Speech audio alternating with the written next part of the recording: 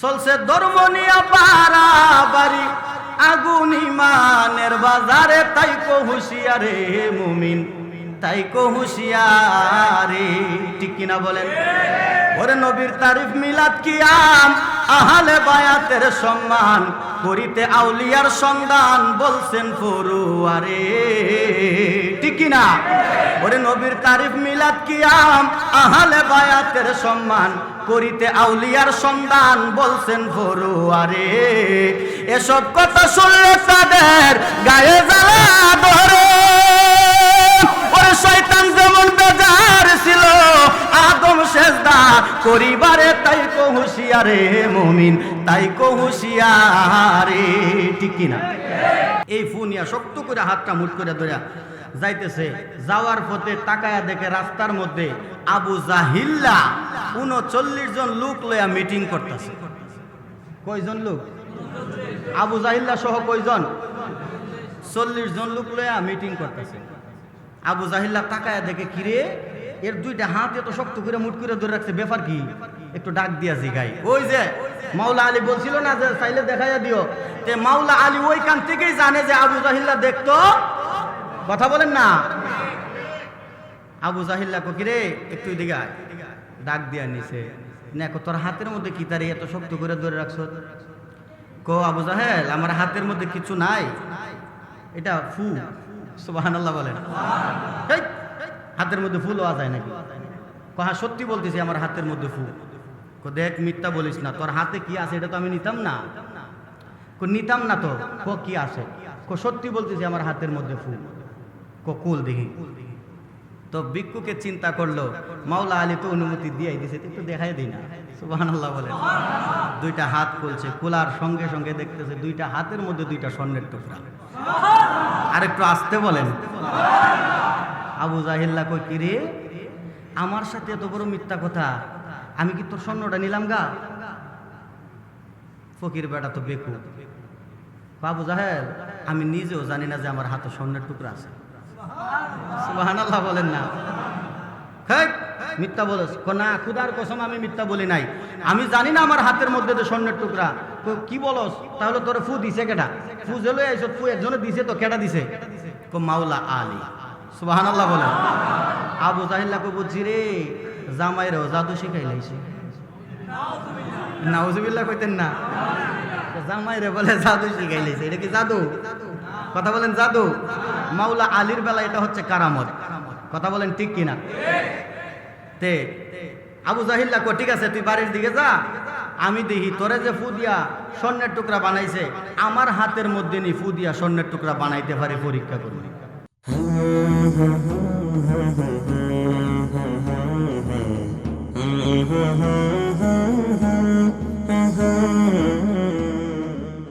দুরুদের ফজিলত বর্ণনা করতে যাইয়া খুব সুন্দর একটা ওয়াকিয়া নিয়ে আসছে।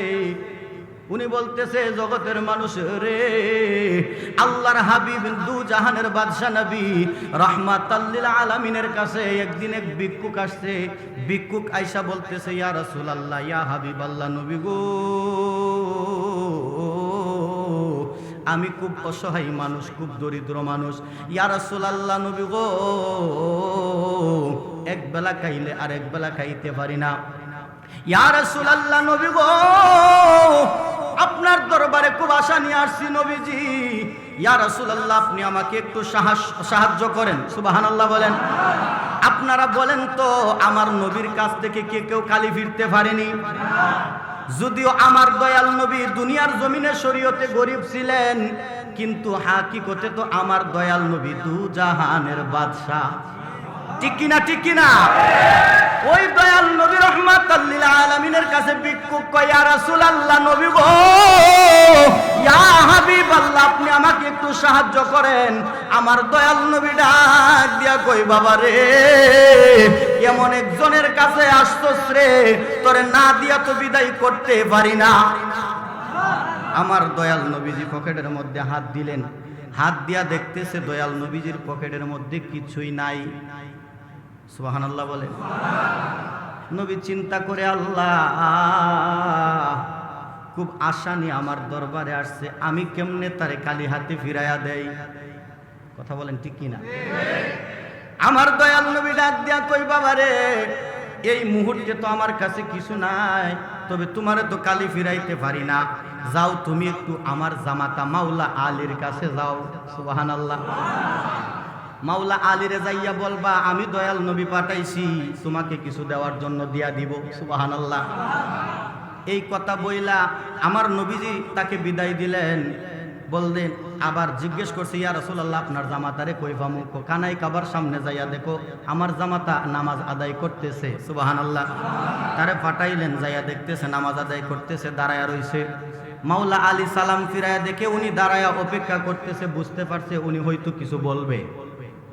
মাওলা আলী ডাক দিয়া কয়, কি ব্যাপার, আপনি কার জন্য অপেক্ষা করতেছেন? আপনি কি আমাকে কিছু বলবেন নাকি? বলতেছে, হ্যাঁ হুজুর, আপনার কাছে আমি আসছি, আল্লাহর রাসূল আপনার শ্বশুর আপনার কাছে পাঠাইছে। বলতেছে, কেন পাঠাইছে? হুজুর, আমি নবীজির কাছে গেছিলাম একটু কিছু সাহায্য নেওয়ার জন্য, কিন্তু নবীজির কাছে এই মুহূর্তে কিছু নাই, তবে নবী পাঠাইছে আপনি নাকি কিছু আমাকে দিবেন। সুবহানাল্লাহ। তখন মাওলা আলী চিন্তা করলো, দয়াল নবী পাঠাইছে, তারে আমি কিভাবে খালি ফিরাই? কথা বলেন, ঠিক না? মাওলা আলী পকেটের মধ্যে হাত দিয়ে দেখে, মাশাআল্লাহ, মাওলা আলীর পকেটও খালি। সুবহানাল্লাহ কইতেন না? মাওলা আলী ডাক দিয়া কয়, আল্লাহ, তোমার দয়াল নবী পাঠাইছে গো, তারে আমি কেমনে কালি ফিরাইয়া দেই? এবার মাওলা আলী চিন্তা করলো, কিছু যেহেতু দিতে পারতাম না, একটা জিনিস পারবো। সুবহানাল্লাহ বলেন। মাওলা আলী ডাক দিয়া কই, বাবা রে, চক্ষু দুইটা বন্ধ করো, দুইটা হাত আমার সামনে বাড়ায়া দাও। চক্ষু দুইটা বন্ধ কইরা যখন সামনে দুইটা হাত বাড়ায়া দিছে, মাওলা আলী তার হাতের মধ্যে আল্লাহু আকবার বলেন না, কি দিছে? কি দিছে? ফু দিছে। ফু দিয়া বলতেছে, বাবা এবার চোখ খুলো, তবে সাবধান, হাত খোলা যাবে না। সুবহানাল্লাহ। সাবধান, হাত খোলা যাবে না, চোখ খুলো। চোখ খুইলে হাতটা মুঠ করে তুমি বাড়িতে যাইবা, এই হাতের মুঠ তুমি বাড়িতে যাইয়া খুলবা। সুবহানাল্লাহ। তবে সাবধান, রাস্তার মধ্যে যদি কেউ দেখতো চা দেখাইবা না, তবে আবু জাহিল্লা যদি চা একটু দেখাই দেয়। সুবহানাল্লাহ কইতেন না? হাকিকত আছে কিনা? কথা বলেন না, আছে কিনা? তাহলে যারা বলে আমার নবী গায়েব জানে না, এখান থেকে প্রমাণ হয়, আরে আমার নবী তো অনেক করতে, মাওলা আলীও গায়েব জানে। কথা কয় না? মাওলা আলী জানে যে আবু জাহিল্লা দেখতে চাইবো, এই জন্য অনুমতি দিয়া দিছে যে দেখাই দিও। সুবহানাল্লাহ কইতেন না? তাহলে মাওলা আলীও গায়েব জানে, আর তারা কয় আমার নবী গায়েব জানে না। একটু জোরে বলেন না, নাউজুবিল্লাহ। বাজান, যদিও আজকের মাহফিলটা হুজুর গাউসে পাকের স্মরণে, কথা বলেন ঠিক কিনা? আমি ইনশাআল্লাহ ওলি আউলিয়া নিয়েও কথা বলবো, তবে ইমানের কিছু কথারও তো দরকার আছে। কথা বলেন, দরকার আছে কিনা? কারণ এখন ইমানের বাজার আগুন লাগছে, চলছে ধর্ম নিয়ে পারাবারি, আগুন ইমানের বাজারে, তাই কো হুঁশিয়ারে মুমিন, তাই কো হুঁশিয়ারে। ঠিক কিনা বলেন? ওরে নবীর তারিফ মিলাদ কিয়াম, আহলে বায়াতের সম্মান, করিতে আউলিয়ার সন্ধান, বলছেন ফরুয়ারে। ঠিক কিনা? ওরে নবীর তারিফ মিলাদ কিয়াম, আহলে বায়াতের সম্মান, করিতে আউলিয়ার সন্ধান, বলছেন ফরুয়ারে। এসব কথা শুনলে তাদের গায়ে জ্বালা ধরে, ওরে শয়তান যেমন বেজার ছিল আদম সেজদা করিবারে, তাই কো হুঁশিয়ারে মুমিন, তাই কো হুঁশিয়ারে। ঠিক কিনা? ইমানের বাজারে আগুন লাগছে, তারা দেখবেন ইমানের ওয়াজ করেই না, পাইছে একটা আমল আমল আমল। তবে মনে রাখবেন, ইমান ছাড়া আমলের কোনো দাম নাই। কথা বলেন ঠিক কিনা? ইমান ছাড়া আমলের কোনো দাম নাই, এই জন্য ইমানেরও কিছু কথা বলার দরকার। ঠিক কিনা বলেন? মাওলা আলী ডাক দিয়া কই, বাবা আবু জাহিল্লা যদি চা তারে একটু দেখাইয়া দিও। মাওলা আলীর কাছ থেকে বিদায় নিয়া হাত দুইটা মুঠ করে, শক্ত করে মুঠ করে ধরে রাখছে, বাড়ির দিকে যাইতেছে। তবে যদি লোকটা গরিব হয়ে থাকে, কিন্তু পাক্কা ইমানদার। সুবহানাল্লাহ বলেন। উনি ভাবছে যে মাওলা আলী আসছি কিছু নেওয়ার জন্য, কিছু দেউক আর না দেউক ফু তো দিছে, এটা লই এবারে যাবো। সুবহানাল্লাহ বলেন। বিশ্বাস আছে। এই ফু নিয়া শক্ত করে হাতটা মুঠ করে ধরে যাইতেছে। যাওয়ার পথে তাকায়া দেখে রাস্তার মধ্যে আবু জাহিল্লা ৩৯ জন লোক লইয়া মিটিং করতেছে। কয়জন লোক? আবু জাহিল্লা সহ কয়জন? ৪০ জন লোক লইয়া মিটিং করতেছে। আবু জাহিল্লা তাকায়া দেখে কিরে এর দুইটা হাত এত শক্ত করে মুঠ করে ধরে রাখছে, ব্যাপার কি? একটু ডাক দিয়া জিগাই। ওই যে মাওলা আলী বলছিল না যে চাইলে দেখাইয়া দিও, তে মাওলা আলী ওইখান থেকেই জানে যে আবু জাহিল্লা দেখতো। কথা বলেন না? আবু জাহিল্লা কো কিরে একটু দিকে আয়, ডাক দিয়া নিছে। দেখো তোর হাতের মধ্যে কি তারে এত শক্ত করে ধরে রাখছো? কো আবু জাহেল আমার হাতের মধ্যে কিছু নাই, এটা ফু। সুবহানাল্লাহ বলেন। হাতের মধ্যে ফু লওয়া যায় নাকি? কহা সত্যি বলতেছি আমার হাতের মধ্যে ফু। কো দেখ মিথ্যা বলিস না, তোর হাতে কি আছে এটা তো আমি নিতাম না। কো নিতাম না তো। কো কি আছে? কো সত্যি বলতেছি আমার হাতের মধ্যে ফু। কো কুল দেখি। তো ভিক্ষুকে চিন্তা করলো মাওলা আলী তো অনুমতি দিয়েই দিছে, একটু দেখাই দিই না। সুবহানাল্লাহ বলেন। দুইটা হাত খুলছে, খোলার সঙ্গে সঙ্গে দেখতেছে দুইটা হাতের মধ্যে দুইটা স্বর্ণের টুকরা। আর একটু আসতে বলেন। আবু জাহিল্লা কই কিরে আমার সাথে এত বড় মিথ্যা কথা, আমি কি তোর স্বর্ণটা নিলাম গা? ফকির বেটা তো বেকু। আবু জাহেল আমি নিজেও জানি না যে আমার হাতে স্বর্ণের টুকরা আছে। সুবহানাল্লাহ বলেন না। হেই মিথ্যা বলছ? না খুদার কসম আমি মিথ্যা বলি নাই, আমি জানি না আমার হাতের মধ্যে তো স্বর্ণের টুকরা।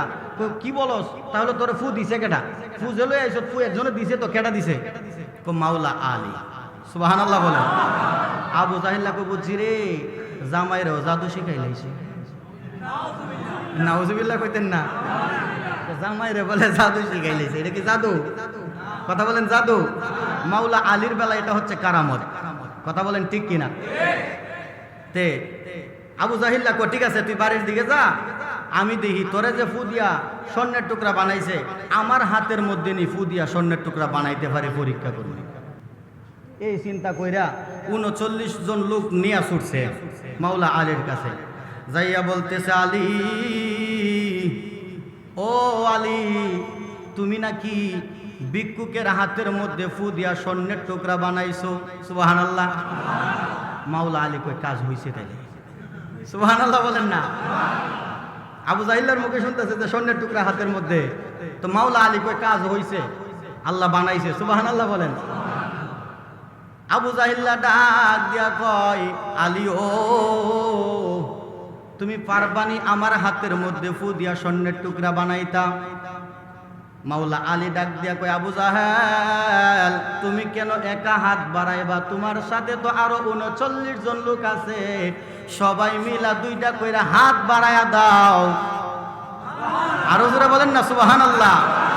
মাওলা আলীর সামনে সবাই দুইটা করে হাত বাড়ায় দিছে। মাওলা আলী কি যেন মনে মনে পড়ছে, ফইরা ফু দিতেই আমার আল্লাহ স্বর্ণের টুকরা বানায় দিছে। আবু জাহিল্লা স্বর্ণের টুকরা ফালায় কয় আই হাই আস্তাগফিরুল্লাহ, এই মুহাম্মদে জাদু শিখাইলেছে জামাইরে, জাদু মাইরা এই স্বর্ণের টুকরা বানাইছে। জোরে বলেন নাউজুবিল্লাহ। এই স্বর্ণের টুকরা ফালায় বাড়ির দিকে দৌড়। আসলে মূলত খাতামাল্লাহু আলা কুলুবিহিম, আসলে তার হেদায়েত নাই, তার কলবের মধ্যে আল্লাহ মোহর মারা দিছে। কথা বলেন ঠিক কিনা? তবে ৩৯ জন লোক দাঁড়ায় বলতেছে এ মাওলা আলী আপনাকে এই গুস্তাখ আবু জাহেল না চিনতে পারে, কিন্তু আমরা চিনতে পারছি, এই মুহূর্তে আপনি আমাদেরকে পড়ায়া দেন লা ইলাহা ইল্লাল্লাহু মুহাম্মাদুর রাসূলুল্লাহ সাল্লাল্লাহু আলাইহি ওয়াসাল্লাম। সুবহানাল্লাহ।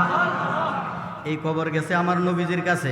দয়াল নবী মাওলা আলীরে ডাক দিলেন আলী এদিকে আসো। ইয়া রাসূলুল্লাহ কি ব্যাপার? আলীকে ডাক দিয়া কই আলী এ কি কাণ্ড ঘটাইলা? কই ইয়া রাসূলুল্লাহ কি করলাম? কই তুমি নাকি সবার হাতের মধ্যে ফু দিয়া স্বর্ণের টুকরা বানায়া দিছো। মাওলা আলী ডাক দিয়া কই ইয়া রাসূলুল্লাহ নবী গো আমার কি দোষ? বিক্রি করে তো আপনিই ফাড়াইছো। সুবহানাল্লাহ বলেন না। ইয়া রাসূলুল্লাহ নবী গো আপনি যখন ভিক্ষুকরে পাঠাইছেন, এই মুহূর্তে আমার কাছে কিছুই ছিল না, ইয়া রাসূলুল্লাহ কি করমু, আপনি নবীর মহাব্বতে কয়েক মর্তবা দুরূদ শরীফ পয়রা ফু দিছি গো, আমার আল্লাহ স্বর্ণের টুকরা বানাইছে, আমার কি দোষ? আরো জোরে বলেন না সুবহানাল্লাহ। ইয়া রাসূলুল্লাহ নবী গো,